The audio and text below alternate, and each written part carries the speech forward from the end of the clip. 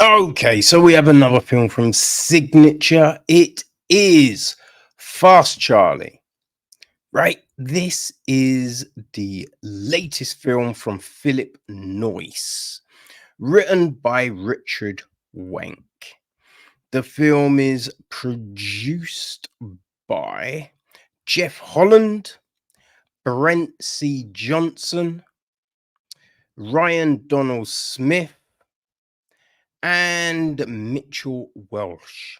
It's executive produced by Simon Williams, Jordan Wagner, William B. Stakely, Joe Simpson, Emily Hunter Salvson, Seth Needle, Walter Joyston and Patrick Joyston, Joe Jenkins, Kim Henderson, Kurt Henderson, Joshua Harris, Daniel Grodnick.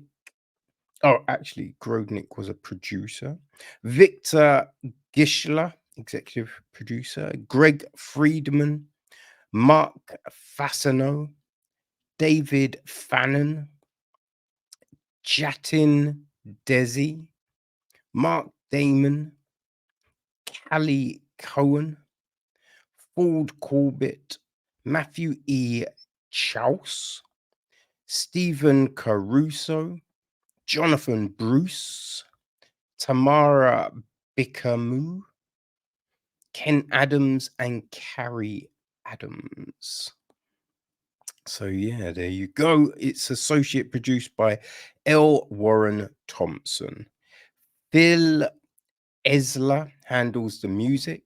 Warwick Thornton, cinematography. Lee Hagan, Sherwood Jones, and Jared Zalman took care of editing. Jeff Gerard and Robin Lippen were on casting. Frank Zito, production design. Rachel April, art direction. Set decoration is John Gaffright. Nancy Collini was costume design. Sarah Tollinar, Natalie Shea Rose, Laura Gorman, Creshawn Dixon, Dominic Brooke, and Haley Orphamont. They all handled hair and makeup. So the cast, we have got Charlie Swift, played by Pierce Brosnan. Stan Mullen, his good friend, is played by James Caan. There's Marcy Kramer, played by Morena Bassani.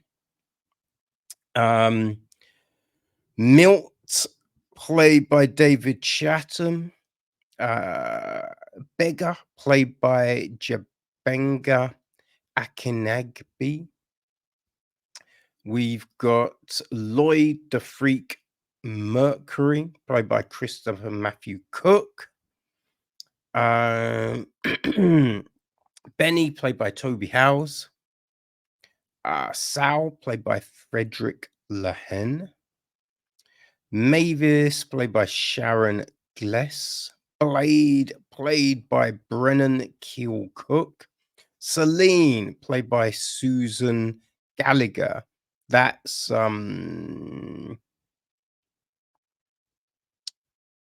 gosh, I think Ronnie's mum, right? Ronnie, played by David Calloway. Giselle, played by Lindsay G. Smith. Goat, played by Stephen Louis Grush. Stone Cold, played by Jared Bankins. Paulie, played by Jacob Grudnick. Who else do we have? Tony D, played by Don Yeso.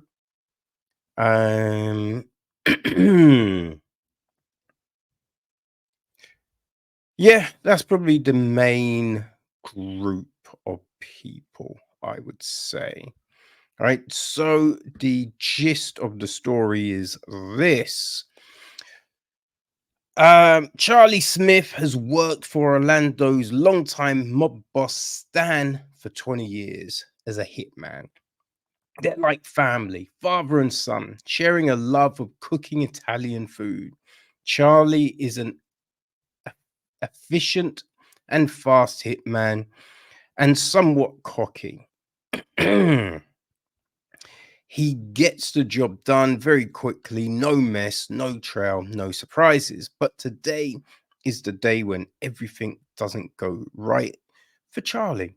Already beset with an unpredictable new partner, Charlie learns he must rely on his dead victim's no bullshit, most recently widowed ex wife, Marcy, for help, so he decides to disarm her by taking her out on a date. But turns out Charlie is the one disarmed.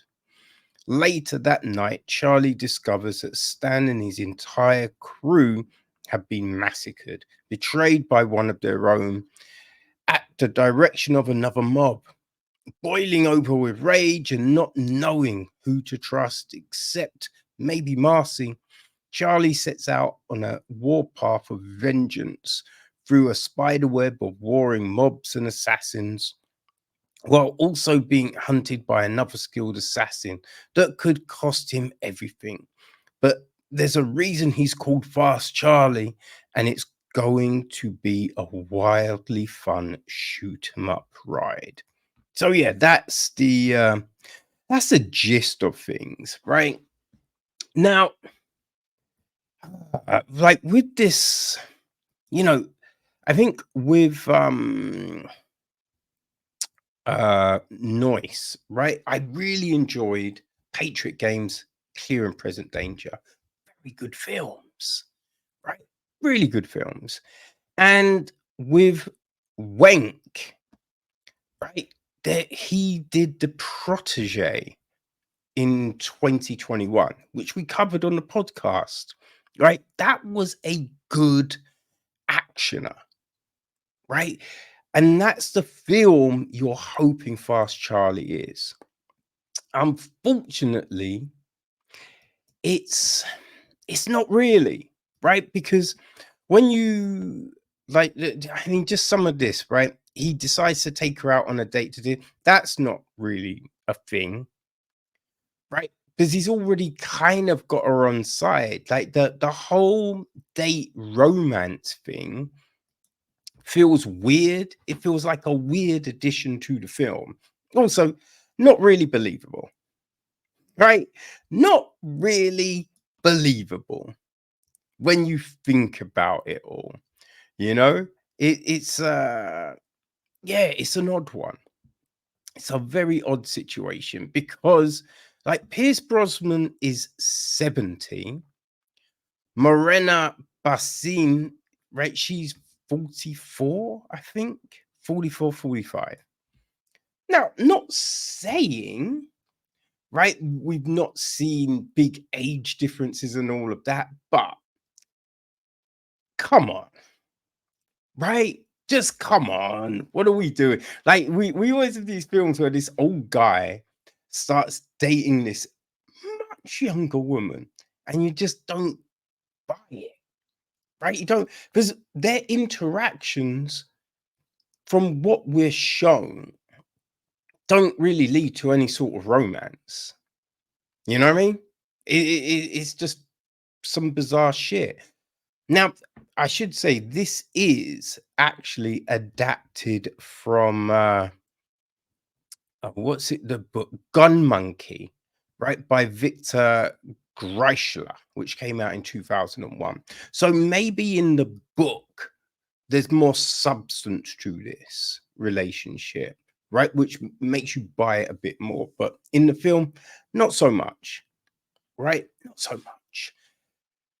I mean, with some of the other stuff, these are mobsters, right? But their whole security seems very lax, right? It seems very lax, you know?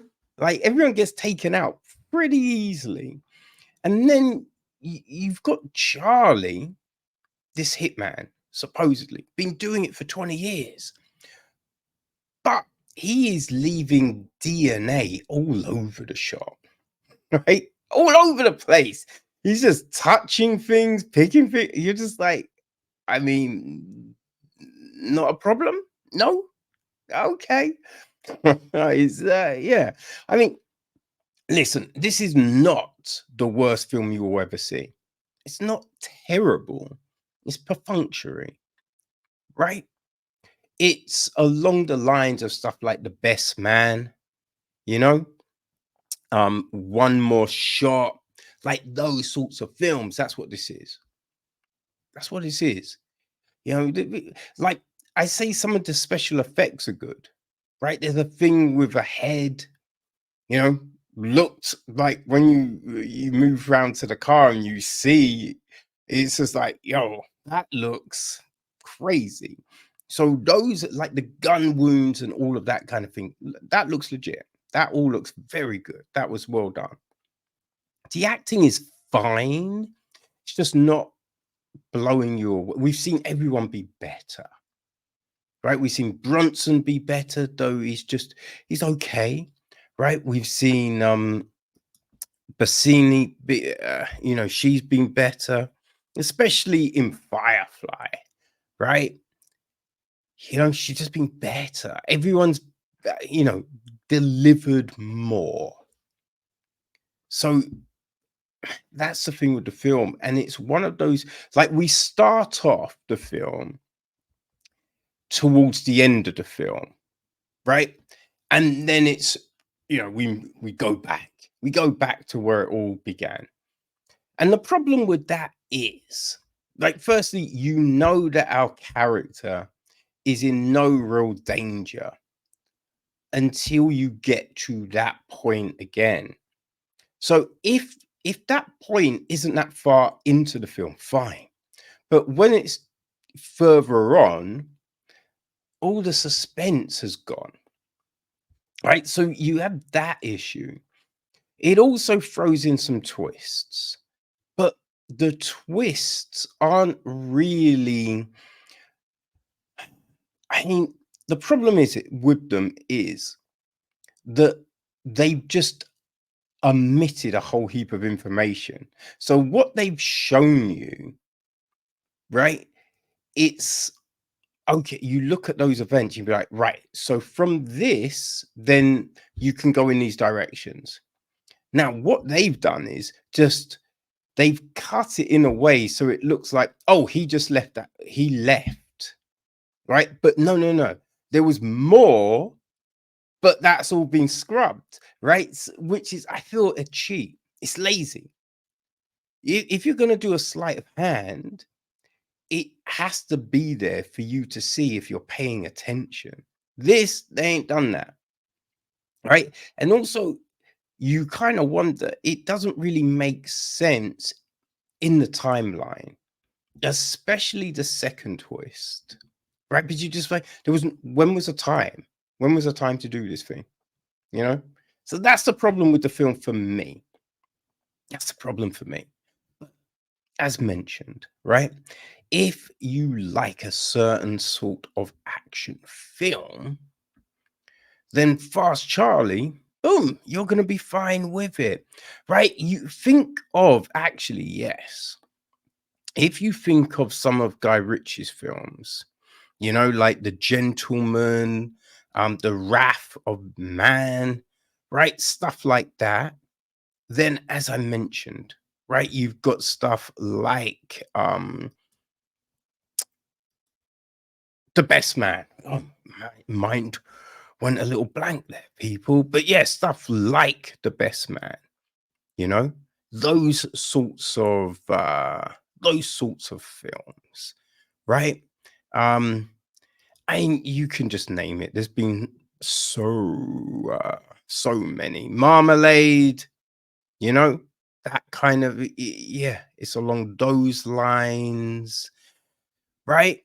I feel you get the gist. Role play, you know, One More Shot, just all of those. If those are your type of films, then Fast Charlie's gonna work for you, right? It's gonna work for you. So it drops on the VOD Friday, the 15th of March. So if it sounds like it's something for you, the cast is good, you know? Yeah, you can own it on the 15th of March, people. Fast Charlie.